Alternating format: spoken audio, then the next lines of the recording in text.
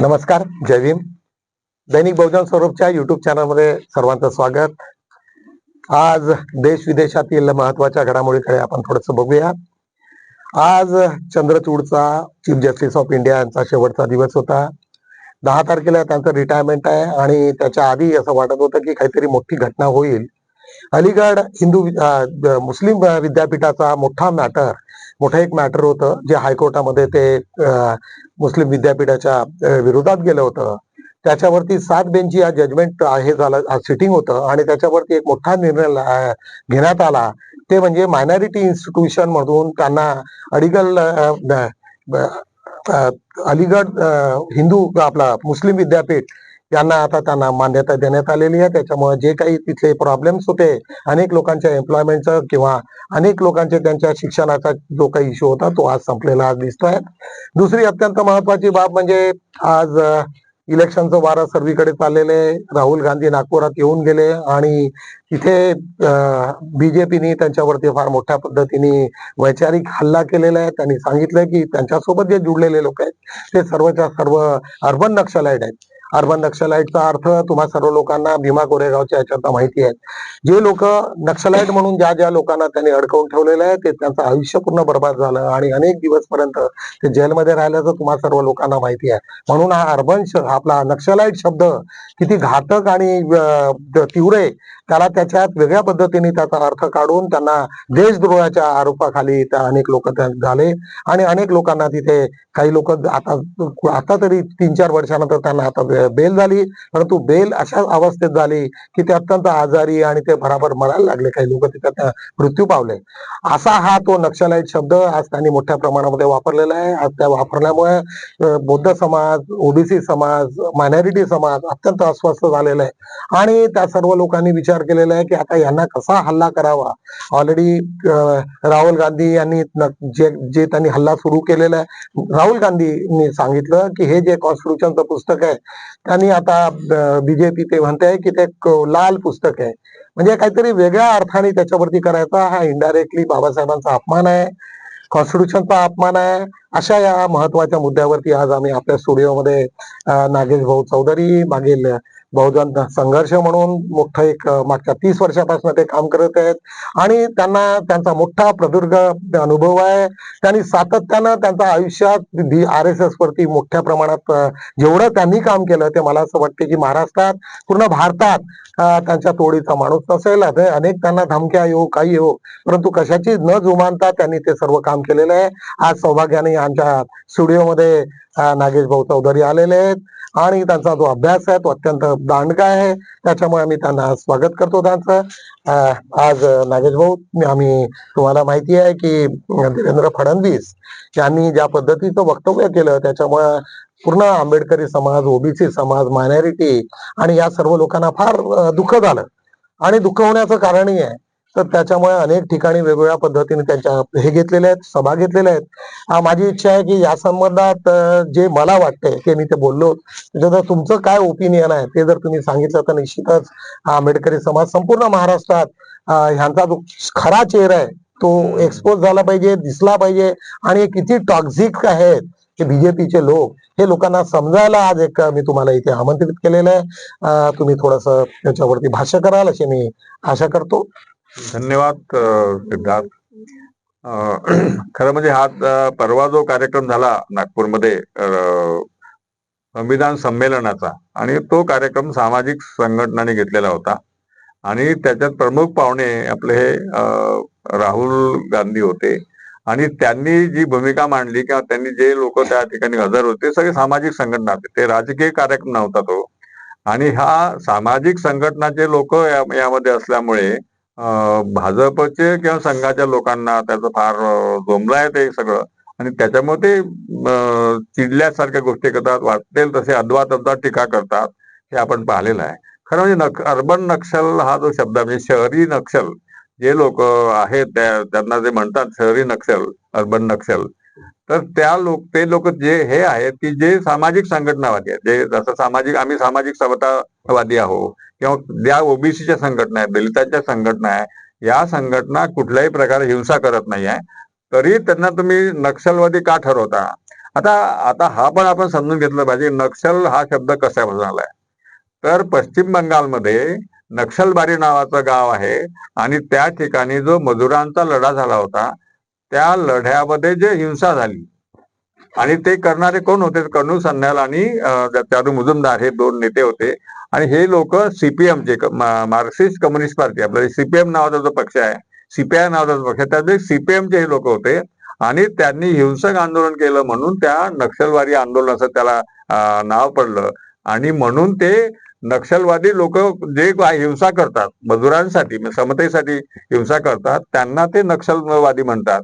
आणि अशा प्रकारचे जे कोणी नक्षलवादी देशामध्ये तयार झाले, नक्षलवादी गट तयार झाले, त्याला बदनाम करणं एक समजू शकतो आपण, कारण ते हिंसक पद्धतीनं ते एक प्रश्न मिटवण्याचा प्रयत्न करते. परंतु आज जे नक्षल अर्बन नक्षल म्हटल्या जाते आहे, तर ते अर्बन नक्षल म्हणजे शहरामध्ये जे लोक आहेत आणि जे समतेची बाजू घेतात. शहरामध्ये कुठलाही समतेची बाजू घेणारा माणूस हिंसा करताना आपल्याला दिसत नाही.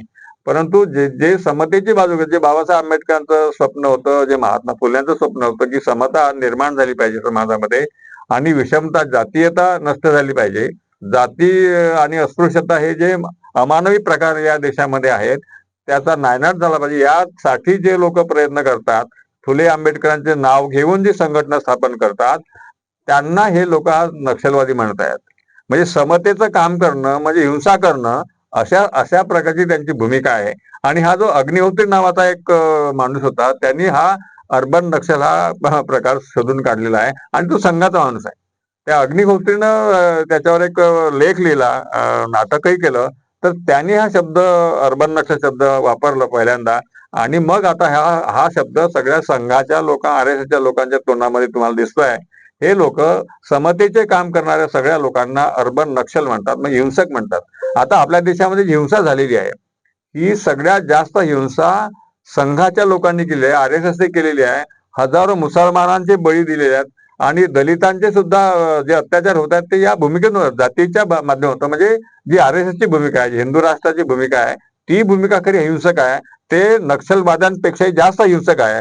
तेव्हा लोकांना हे समजायला पाहिजे की हे जे बदमाशी चालू आहे, आता देवेंद्र फडणवीस किंवा बावनकुळे या लोकांची किती अक्कल आहे, हे नुसतं जोरजोरात बोलतात, अक्कल काही नाही आहे. परंतु कसंही करून जे राहुल गांधी करतात, जे सामाजिक न्याय यात्रा काढतात, त्यांना नामोहरम करण्यासाठी, त्यांना मानसिकता त्यांची मिळवण्यासाठी ते राहुल गांधीला देखील नक्षलवादी प्रचारक असं म्हणतात. म्हणून आपल्याला हे जो नक्षलवादी जो शब्द आहे, हा एक विकृती लोकांमध्ये पसरवण्याचा, एक बदमाशीची मानसिकता लोकांमध्ये निर्माण करण्याचा हा प्रयोग आहे. आणि हा प्रकार करणारे जे लोक आहेत ते सगळे ब्राह्मण आहेत, ब्राह्मणवादी आहेत किंवा संघाचे किंवा भाजपचे लोक आहेत. तेव्हा या अर्बन नक्षल हा प्रकार हा बहुजनांसाठी, दलित OBC SC साठी घातक नसून हा प्रकार त्यांच्यासाठी घातक आहे. समतेच्या विरोधामध्ये हे लोक, आता सिद्धार्थ यांनी सांगितल्याप्रमाणे जो एल्गार परिषद झाल्या 2018 मध्ये पुण्यामध्ये भीमा कोरेगावच्या ठिकाणी, त्या ठिकाणी देखील त्या लोकांची मागणी समतेची होती.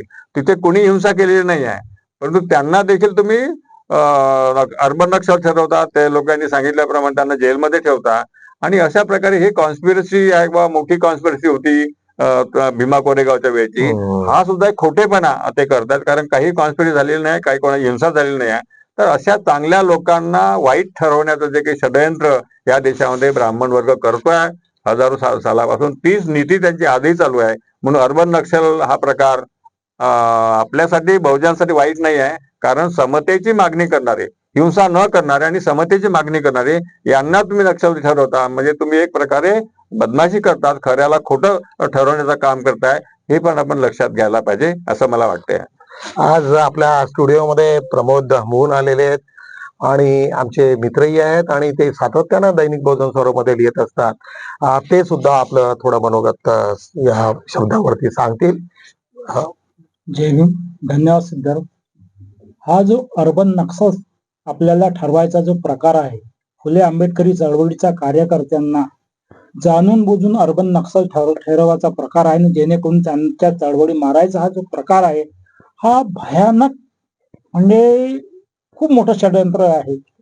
यांनी मुसलमानांना आतंकवादी ठरवून त्यांना आतंकवादी शब्द वापरू वापरू वापरू वापरू मुसलमानांना त्यांनी कमजोर केलं, त्यांच्यावरती हिंसा केल्या, शिखांना दहशतवादी ठरवलं आणि हे सगळे शब्दाचे फेरफार करतात आणि त्या शब्दाचा सतत सतत सतत सतत वापरून शेवटी सामान्य माणसाचा नॅरेटिव्ह असा बनते की हे लोक खरंच ते आहेत. आणि ह्या प्रकारामुळं फुले आंबेडकरी आणि समतेच्या चळवळीच्या कार्यकर्त्यांना हे जे अर्बन नक्षल ठरवत आहेत, अर्बन नक्षल वारंवार नॅरेटिव्ह तयार करत आहेत, भविष्यात भारतीय लोकांना वाटतं की हे आंबेडकरी लोक खरंच अर्बन नक्षल आहेत. म्हणजे नक्षली हा प्रकार हिंसाचाराचा आहे आणि आम्ही समतेची मागणी करतो. आम्ही बाबासाहेबांच्या ज्या मूलभूत स्वातंत्र्यांचा जो बाबासाहेबांनी आम्हाला अधिकार दिला बोलायचा, त्या अधिकारानुसार आम्ही आमचे वक्तव्य मांडतो. होऊ शकते आमचे वक्तव्य कधी कधी आक्रोशातून येत असतील, थोडेसे आक्रमक असतील, पण आम्ही बुद्धाच्या विचाराचे माणसं, आम्ही हिंसावादी कसे असू शकतो? मग हिंसावादी नाही तर मग हे आम्हाला कसे ठरवतात की आम्ही अर्बन नक्षल आहोत म्हणून? हा खूप मोठ्या षडयंत्राचा भाग आहे. याला वेळीच देवेंद्र फडणवीसाच्या घरावर मोर्चा काढून आणि या संघावरती मोर्चा काढून यांना जर अडवलं नाही तर हा उद्या यांच्या मागे यांचं खूप मोठं षडयंत्र आहे. कारण की हू केळकरमध्ये जर आपण पाहिलं तर संघाचे सगळे षडयंत्र त्यांनी उघडे केले. मालेगावचा हत्याकांड त्यांनी केला, गोध्राचा हत्याकांड त्यांनी केला. त्यांना कोणीही अर्बन नक्षल ठरवत नाही. संघाच्या लोकांना ते सर्वात जास्त आतंकवादी, सर्वात जास्त दहशतवादी आहेत, सर्वात मोठे हिंसकवादी आहेत. पण संघाच्या लोकांना कोणीही हिंसकवादी ठरवत नाही. त्यांच्या हाती प्रेस मीडिया असला म्हणून ते समतावादी लोकांना हिंसक ठरवतात आणि हिंसक ठरवून जेलात त्यांना तुरुंगात डांबण्याचा आणि त्यांचं आयुष्य बर्बाद करायचा हे मोठं षडयंत्र आहे. म्हणून यांना वेळीच आवर घालणं आवश्यक आहे, असं माझं मत आहे. फार छान, फार छान. मला असं वाटतं की हे आंबेडकरी समाज, ओबीसी समाज, आदिवासी समाजाला एक मोठी अपॉर्च्युनिटी आलेली आहे यावेळेच्या इलेक्शनमध्ये. या इलेक्शनच्या बाबतीमध्ये तुम्हा सर्व लोकांना रस्त्यावर उतरून यांचा विनाश करावा लागेल, यांना कुठेतरी खेचून काढावं लागेल आणि त्याच्यासाठी ओबीसी, SC ST सर्व लोकांनी आज रस्त्यावर येण्याची गरज आहे. याच्यावरती मला असं वाटतं की शेवटचे दोन शब्द पुन्हा नागेश चौधरी सांगतील. हा, बरोबर आहे. हा जे भूमिका RSS ची आहे ही सातत्यानं खोटेपणा लोकांच्या डोक्यामध्ये उतरवणं आहे आणि आपल्या लोकांमध्ये देखील अशी भावना आहे की ब्राह्मण सांगतात ते बरोबर आहे, संघवाले सांगतात ते बरोबर आहे. ही जी मानसिकता त्यांनी निर्माण केलेली आहे, जसं आपण ते म्हणतात गणपती बसा, सगळे लोक गणपती बसायला लागतात. महात्मा फुल्यांनी त्याचा विरोध केला, ते महात्मा फुलेचं कोणी ऐकत नाही. म्हणजे समतावादी जे लोक आहेत त्यांचा विचार ऐकत नाही. म्हणून आपल्या लोकांनी देखील ही भूमिका घेतली पाहिजे की हे जो प्रचार करतात संघवाले म्हणा किंवा ब्राह्मण लोक, हा प्रचार त्यांच्या स्वार्थासाठी असतो आणि तुमच्या विरुद्ध असतो. तुम्ही बहुजन समाजाच्या विरुद्ध आहे, तो SCच्या, STच्या, OBCच्या विरुद्ध हे सगळा प्रचार करत असतात, मानसिकता घडवत असतात की तुम्ही खाली राहा, तुम्हाला ते नीच म्हणतात. तेव्हा हे नीच लोक हे नीचच खाली राहिले पाहिजे, त्यांना शिक्षण बंद केलं पाहिजे, त्यांना नोकऱ्या नाही दिल्या पाहिजे. अशा प्रकारची ही सत्तेची मूस त्यांना हवी आहे आणि म्हणून आपण देखील बहुजन समाजाने आता त्यांना उच्च वगैरे म्हणणं सोडून दिलं पाहिजे. ब्राह्मण उच्च आहे, आम्ही नीच आहोत, आम्ही खाली आहोत, ते वर आहे, अशा प्रकारची भूमिका एकाच एक संघर्ष करण्याची गरज आहे. आपली मानसिकता, आपल्याला नक्षलवाद ते अर्बन नक्षल म्हणतात, त्यांना सांगा तुम्ही मोर दॅन अर्बन नक्षल आहात, तुम्ही भयानक नक्षलवादी आहात. आम्ही नक्षलवादी नाही आहे, आम्ही समतावादी आणि अहिंसक वृत्तीनं काम करणारे लोक. तेव्हा हा जो नॅरेटिव्ह आहे, ही जी प्रचार त्यांचा चालू असतो, हा प्रचार आपण त्याला उधळलं पाहिजे. सिद्धार्थ ब्रह्मोदन यांनी जे बोललेलं आहे की आपण या विचाराची मानसिकता निर्माण करण्याची गरज आहे. ब्राह्मण सांगतात ते खरं, हे आता आपण डोक्यातून काढलं पाहिजे. त्यांच्यामध्ये मेरिट नाही आहे, सगळ्यांमध्ये मेरिट सारखं असते, फक्त संधी नसते. तेव्हा ते जे बोलतात ते खोटं आहे, चातुर्वर्ण्य खोटं आहे, जातीव्यवस्था खोटी आहे, कोणी उच्च नसते, कोणी नीच नसते, अशा प्रकारची मानसिकता. म्हणून ब्राह्मणांचं ऐकू नका, बहुजन समाजाने त्यांना उच्च म्हणू नका, त्यांच्याशी लढा द्या. तुम्हाला जे शत्रू म्हणतात, तुम्हाला नीच म्हणतात, मी तुम्हाला गुलाम म्हणतात, शत्रू म्हणतात. गुलाम तुम्हाला ठेवण्याचं सगळं त्यांचं षडयंत्र सुरू आहे की तुम्ही खाली आहात म्हणजे गुलाम आहात.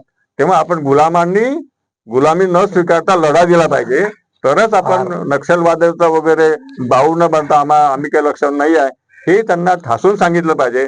तरच आपण त्या बरोबरच्या नात्याने त्यांच्याशी लढू शकू. आपण नीचताच्या खाली आहोत आणि ते वर आहे हे समजाल तर हे डोक्यातून काढा, तरच तुम्ही बरोबरच्या नात्याने त्यांच्याशी लढू शकाल असं मला वाटतं. आणि म्हणून हा जो प्रकार आहे अर्बन नक्षल म्हणण्याचा, त्याला आपण डिफाय केलं पाहिजे, त्याचा विरोध केला पाहिजे, लोकांना सांगितलं पाहिजे की हे यांची बदमाशी आहे, यांचा स्वार्थ आहे, ते स्वार्थासाठी सगळं खोटं सांगतात आणि आपल्या लोकांना ते पटते, ते त्यांनी डोक्यातून काढलं पाहिजे असं मला वाटतं.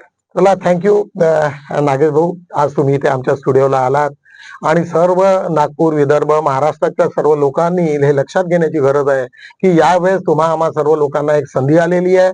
त्याच्यामुळे हे जे म्हणणारे नक्षल, आम्हाला अर्बन नक्षल म्हणणाऱ्या लोकांना खाली खेचूया आणि सर्वजण मिळून आज एक मोठा बीजेपीच्या विरोधामध्ये आपण सर्व लोक उभे राहूया. एवढंच बोलतो आणि थांबतो. भेटूया आपण उद्या. जय भीम.